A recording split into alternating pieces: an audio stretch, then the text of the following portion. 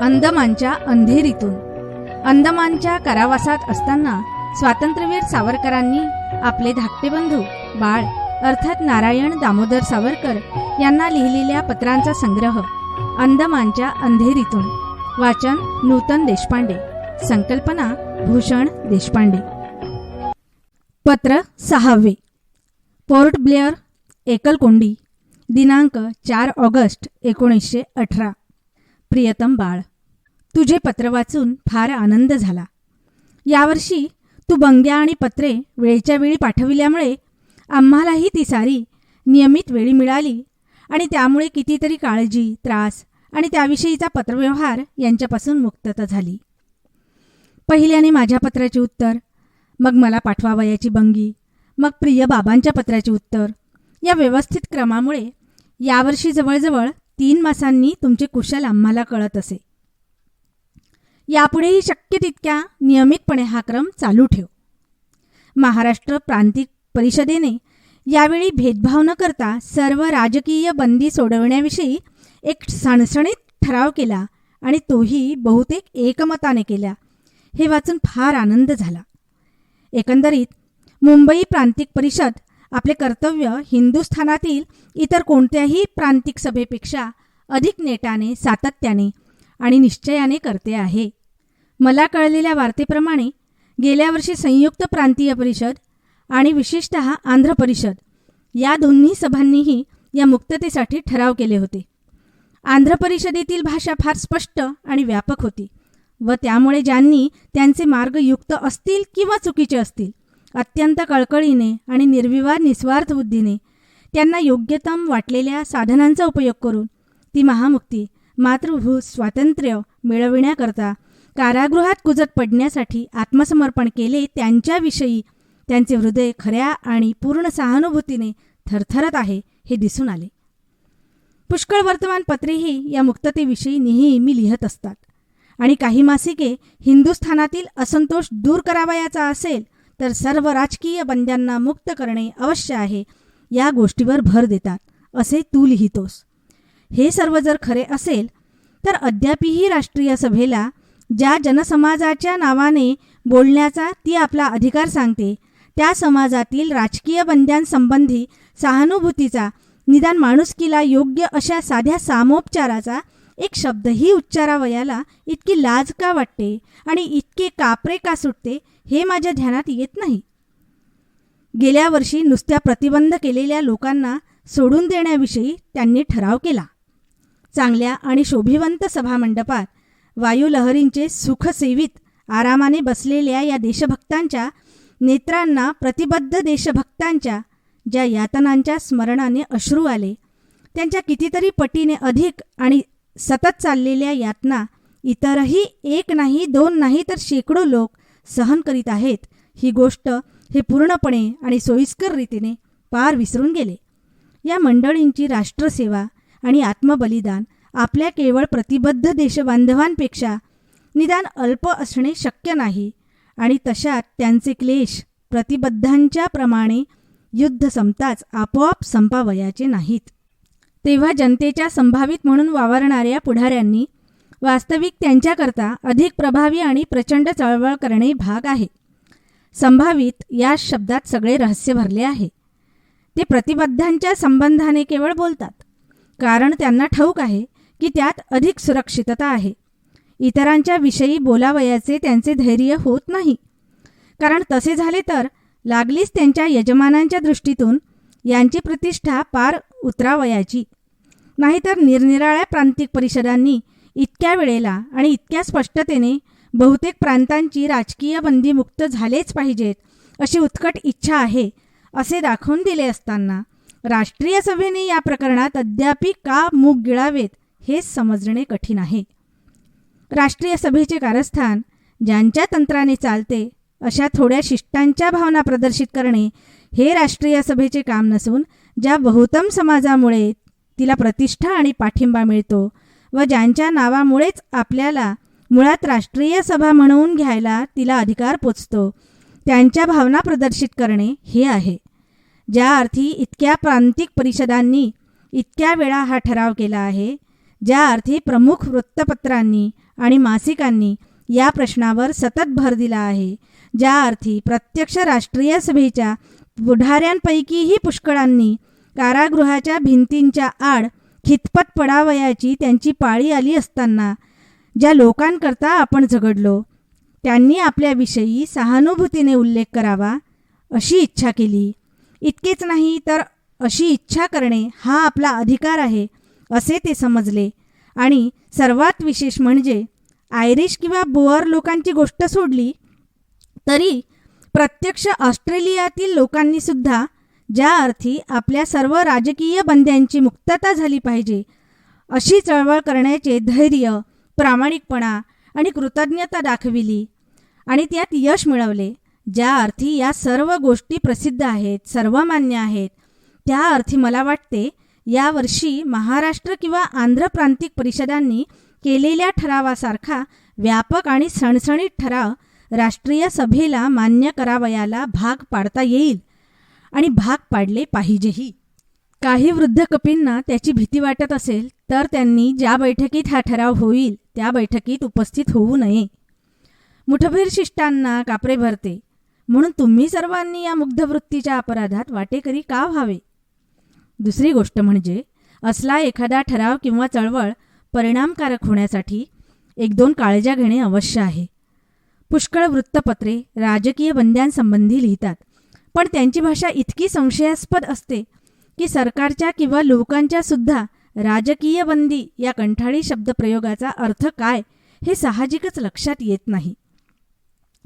कधी त्याचा अर्थ केवळ प्रतिबंध केलेले असा होतो तर केव्हा नुसते दृष्टीबद्ध असा होतो.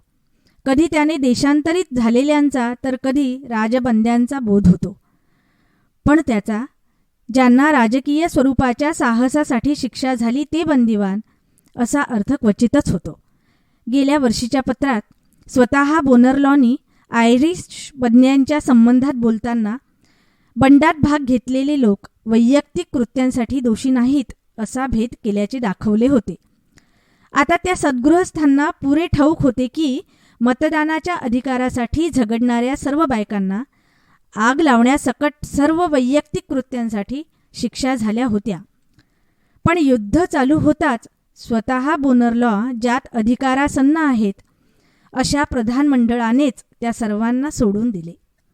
असं जर आहे तर मग शिक्षा पावलेले या शब्दाचा हिंदुस्थानातील प्रतिष्ठितांना इतका बागुलबोवा का वाटावा आणि वैयक्तिक कृत्याच्या पडद्याने बोनरलॉ साहेबांच्या परस्पर विरुद्ध कृती झाकून का टाकाव्या हे माझ्या लक्षात येत नाही.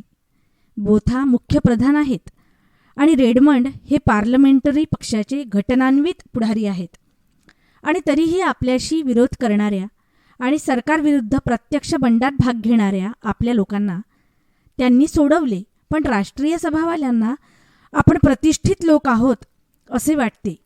नगराच्या वेशीशी भिक्षापात्र घेऊन भीक मागणारा भणंगसुद्धा प्रत्यक्ष नगराध्यक्षापेक्षा अधिक उत्तरदायित्व ओळखणारा आणि उच्च प्रतीचा नागरिक असतो म्हणावयाचा.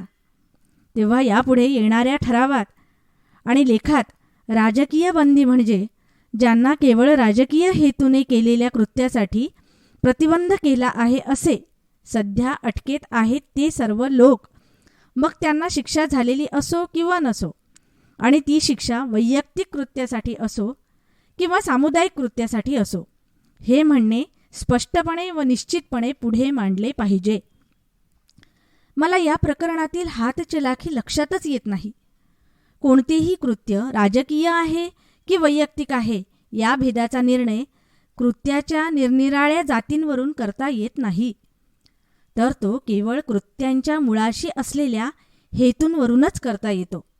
प्रत्यक्ष कृत्यांमध्ये वैयक्तिक किंवा राजकीय असे काही नसते आणि म्हणून केवळ स्वतःच्या पोळीवर तूप ओढण्यासाठी प्रत्यक्ष बंड केले तरी ते कधीही राजकीय होऊ शकत नाही आणि त्याविषयी कोणासही सहानुभूती वाटवण्याचे कारण नाही. आता स्वतःचे कार्य हे एक निमित्त कारण असले आणि केलेला झगडा वास्तविक सार्वजनिक हेतू प्रस्थापिण्यासाठी किंवा सर्वसाधारण आचार स्वातंत्र्याचे समर्थन करण्यासाठी असेल तर लागलीच त्यात भेद होतो. ठगांनीही युद्ध केली पण सार्वत्रिक हितासाठी केलेला आत्मयज्ञ या दृष्टीने त्यांना राजकीय असे कधीही म्हणता यावयाचे नाही. उलट स्त्री मतदानाच्या अधिकारासाठी झगडणाऱ्या बायांनी आगी लावल्या किंवा प्रत्यक्ष प्रधानाला अतोनात झोडपून काढले. ही कृत्ये ब्रिटिश सरकारनेही राजकीय म्हणून मान्य केली आहेत, कारण त्यांच्या बुडाशी वैयक्तिक प्रतिशोध किंवा बलात्कार हा हेतू नसून काहीतरी सामाजिक हिताचे संवर्धन हा होता. साधने चुकीची असतील, राजनिर्बंधाविरुद्ध देखील असतील, पण नैतिक दृष्टीने विचार करताना केवळ हेतूकडे लक्ष दिले पाहिजे. आणि येथे त्या कृत्याचा राष्ट्रीय स्वरूपाचा प्रश्न उपस्थित होतो.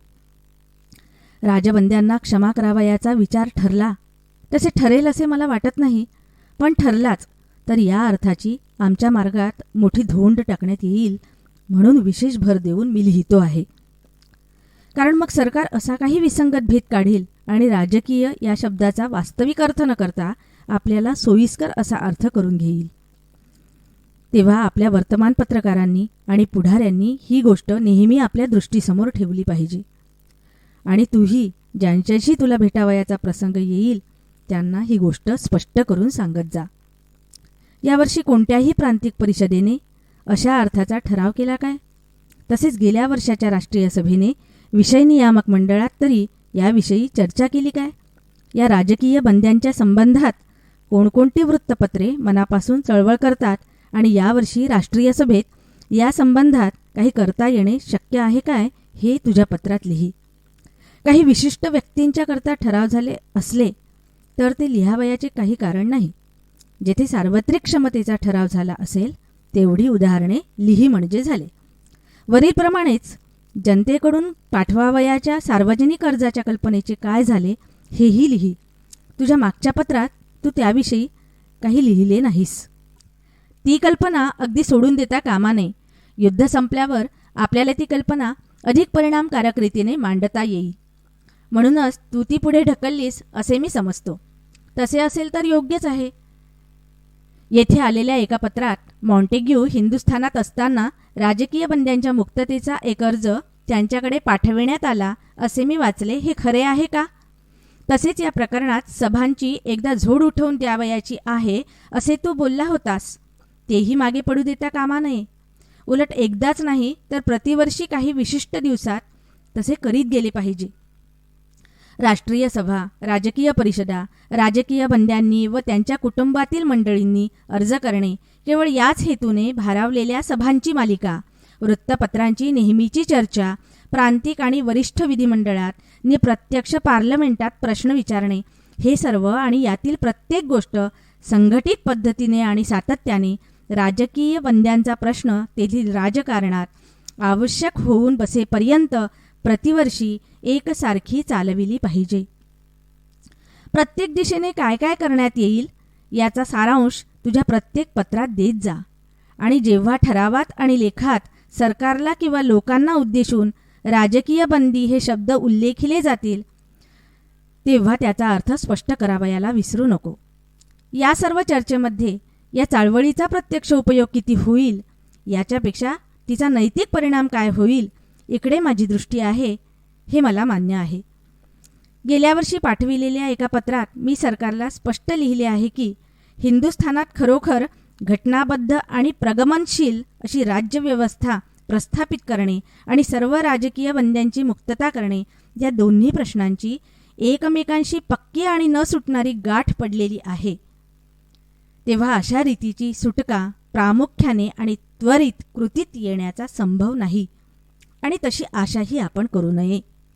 पण जरी अशा रीतीने या चळवळीचा प्रत्यक्ष परिणाम घडून आलेला दिसणे अशक्य आहे याची आपल्याला जाणीव असली तरी तिचा नैतिक उपयोग फार आहे हे आपल्याला विसरता येत नाही.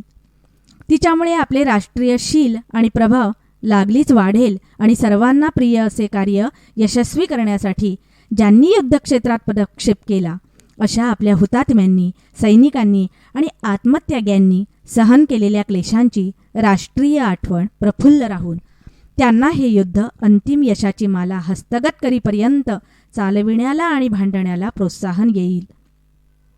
युद्धात ज्यांनी प्राण समर्पण केला आहे अशा वीरांची कृतज्ञ स्मृती जागी ठेवणे हाच ते युद्ध पुढे चालविण्यासाठी अधिक सैनिक मिळविण्याचा अत्यंत परिणामकारक मार्ग आहे.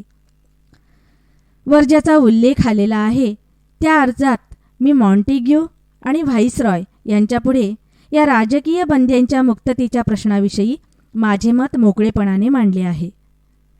त्यातले मुख्य विचार असे आहेत. हिंदुस्थानच्या राजकीय सुधारणांचा विचार करीत असताना जर खरोखरच लोकनियंत्रित राज्यपद्धती स्थापावयाचा त्यांचा हेतू असेल तर आम्हाला यापुढे कारागृहात कोंडून ठेवणे अगदी व्यर्थ आहे ही गोष्ट अमान्य करून त्यांना चालावयाचे नाही. कारण जर खरोखर लोकनियंत्रित अशी राज्यपद्धती दिली आणि तरीही राजकीय बंदी मुक्त केले नाहीत तर ते या पद्धतीच्या मानेभोवती लोढण्यासारखे अडकून राहतील. कारण तोपर्यंत दगडी भिंतीच्या आणि कोठड्यांच्या आड आम्हाला दडवले आहे या गोष्टीची जाणीव सरकार आणि लोक यांच्यामधील जुन्या विश्वासाची आणि तेढीची स्मृती जिवंत ठेवल्या वाचून राहणार नाही आणि त्यामुळे सरकारने दृष्टिकोन पालटविल्याविषयी आणि परस्पर विश्वास आणि सहकारिता स्थापनेच्या प्रयत्नांच्या प्रामाणिकपणाविषयी कितीही गोष्टी सांगितल्या आणि पश्चात्ताप दाखवला तरी त्याला फार उणेपणा येणार. कारण जरी लोकांना बाहेरून स्वराज्याचा अधिकार दिला आणि इकडे सर्व राजकीय बंद्यांची मुक्तता केली नाही तर राष्ट्रातील खऱ्या असंतोषाची मुळे तशीच टिकून राहणार. जेथे भावाला भावापासून ओढून नेलेला आहे, जेथे शेकडो आणि सहस्रावधी मातृभूमीचे पुत्र पिंजऱ्यात कोंडले गेले आहेत, सीमापार झाले आहेत किंवा कारागृहात डांबले आहेत आणि जेथे प्रत्येक 2 कुटुंबात भाऊ किंवा मुलगा, बाप किंवा स्नेही किंवा प्रियकर यांच्यापैकी कोणाला तरी आपल्या प्रेमाच्या माणसापासून बलात्काराने ओढून नेऊन विरहाच्या तृषार्त करणाऱ्या आणि होरपळविणाऱ्या सहारा अरण्यामध्ये बांधून ठेवण्यात आले आहे, तेथे शांतता, समाधान आणि विश्वास कसा नांदणार? उलटपक्षी हे प्रतिपादन जरी माझ्या वैयक्तिक हिताच्या विरुद्ध होते तरी केवळ सत्य आणि प्रामाणिकपणा राखण्यासाठी मी हेही सांगितले आहे की हिंदुस्थानात लोकनियंत्रित राज्यपद्धती स्थापण्याचा प्रामाणिक आणि भरभक्कम उपक्रम केल्या वाचून केवळ राजकीय बंदी सोडणे हेही तितकेच निरर्थक आहे. कारण जेथील प्रत्येक मार्गावर अनुज्ञे वाचून आत येणाऱ्यावर अभियोग लावला जाईल अशा प्रतिषेधाच्या पाट्या लागल्या आहेत. संशयाची मर्यादा ओलांडल्या वाचून जिथे हलणे देखील शक्य नाही, जेथे प्रत्येक पुढे टाकलेल्या पाऊलागणिक बाहेरच्या राज्याधिकाऱ्यांचा मानभंग होतो आणि जेथे प्रत्येक मागे घेतलेल्या पाऊलागणिक आत्मगौरव आणि सत्सद्विवेक बुद्धी यांची मानखंडना होते. कारण मनुष्यावर नियंत्रण चालविण्यात हीही तितकीच अरेराव असतात. अशा भूमीत आयुष्य काढणे आम्हाला अशक्य होईल.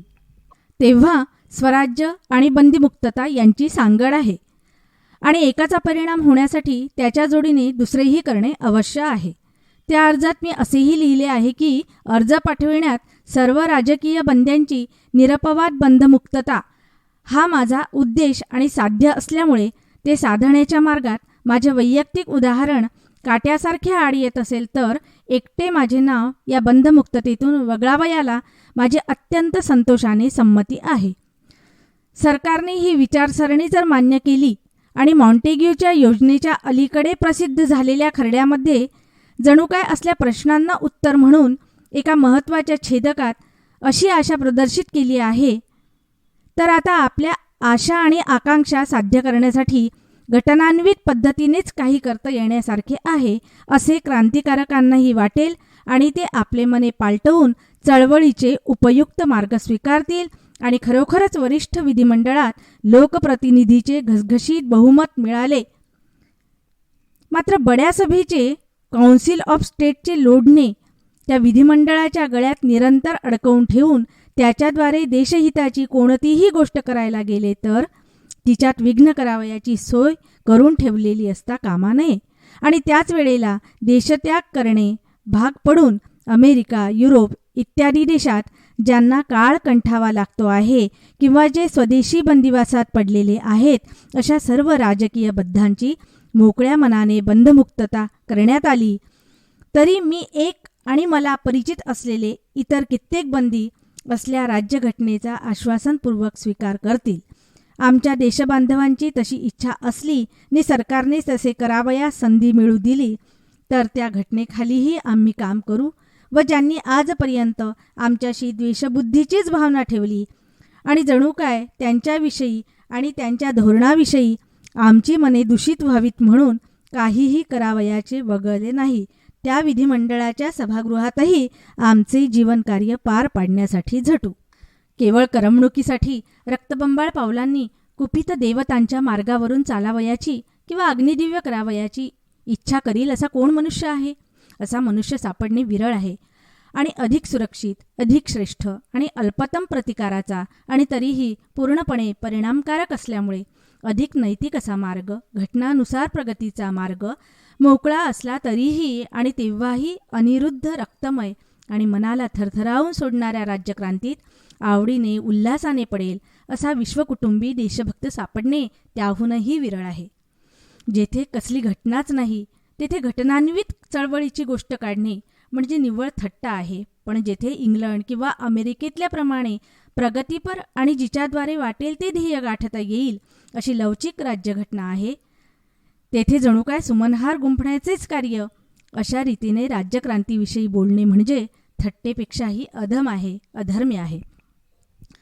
गेल्या ऑक्टोबरमध्ये अक्षरशः असे पत्र मी सरकारला लिहिले आणि अलीकडे दिसून येणाऱ्या पालटलेल्या दृष्टिकोनावरून मला वाटते की पार्लमेंटपुढे हे बिल आले असताना योग्य रीतीने आणि संघटितपणाने त्याचा पुरस्कार केला तर स्वीकार करण्यासारखी अशी राज्यघटना आपल्यास मिळावी. मी पुन्हा एकदा व्हाईसरॉयांच्या हे दृष्टीला आणून माझ्या अर्जाविषयी हिंदुस्थान सरकारने काही निश्चित निर्णय केला आहे काय हे विचारणार आहे. तारीख 1 फेब्रुवारी 1918ला हिंदुस्थान सरकारकडून राजकीय बंद्यांच्या बंधमुक्ततेच्या प्रश्नाचा सरकार विचार करते आहे असे मला उत्तर आले होते. त्यानंतर युद्ध संपल्यावर लवकरच या बंधमुक्ततेचा ठराव सरकारपुढे मांडणार असे वाटायला मला जागा मिळाली आहे. याविषयी तुला परभारे विचारणा आली तर तूच विचार, कारण मला एखादी गोष्ट विचारावयाची म्हणजे अधिकाऱ्यांची कितीतरी मनधरणी करावी लागते. दुसऱ्या वर्गात आम्ही चढवले गेलो म्हणजे आम्हाला कोणकोणते अधिक अधिकार मिळतात म्हणून तू तुझ्या गेल्या पत्रात विचारले आहेस. सांगू का अधिक कोणत्या सोयी झाल्या त्या? बंदीगृहाच्या बाहेर जाता येणे नाही, लेखनाची सामग्री जवळ ठेवता येणे नाही, तीर्थरूप बाबांच्या समवेत राहता निदान बोलता तरी येणे नाही, रक्षकाच्या म्हणजे वॉर्डरच्या पदवीवर बढती निदान कोठडीच्या किल्ली कुलुपातून सुटका नाही, अधिक चांगली व माणुसकीची वागणूक नाही, अधिक पत्रे पाठवण्याची मोकळीक नाही, घरच्या मंडळींच्या भेटीची अनुमती. इतर कैद्यांना 5 वर्षांनंतर ती मिळते, मला 8 वर्षे होऊन गेली आहेत नाही. तर मग दुसऱ्या वर्गात बढती होण्यापासून लाभ तरी कोणता असे तू अद्यापही विचारत असशील तर तसा मोठा लाभ आहे. दुसऱ्या वर्गात बढती होणे हाच नाही का केवढा मोठा अधिकार?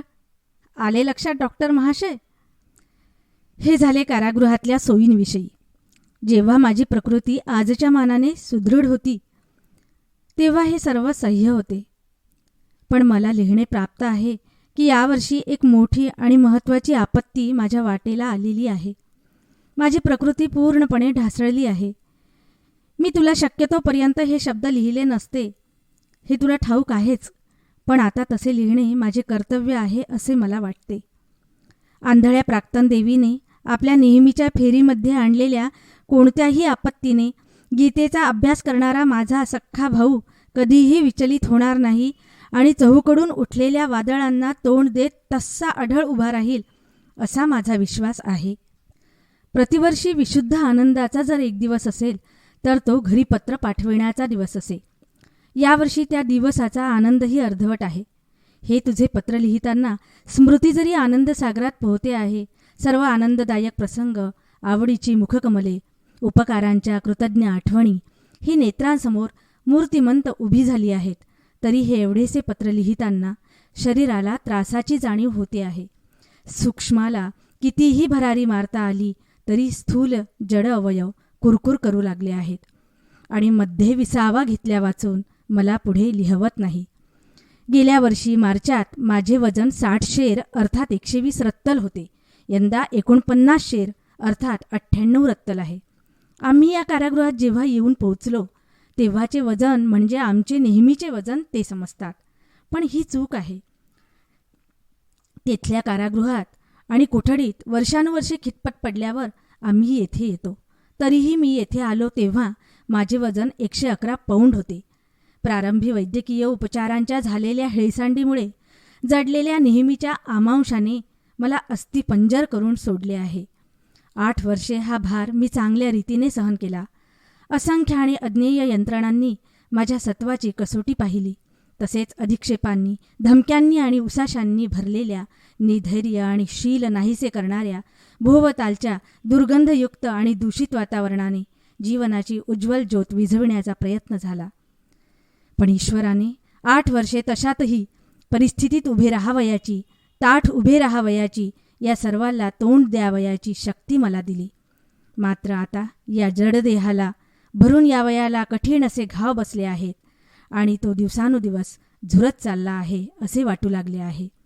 सांप्रत कारागृहातील डॉक्टरांनी अर्थात मेडिकल सुप्रिंटेंडेंट यांनी माझ्या अशक्त प्रकृतीकडे थोडे विशेष लक्ष द्यावयाला प्रारंभ केला आहे.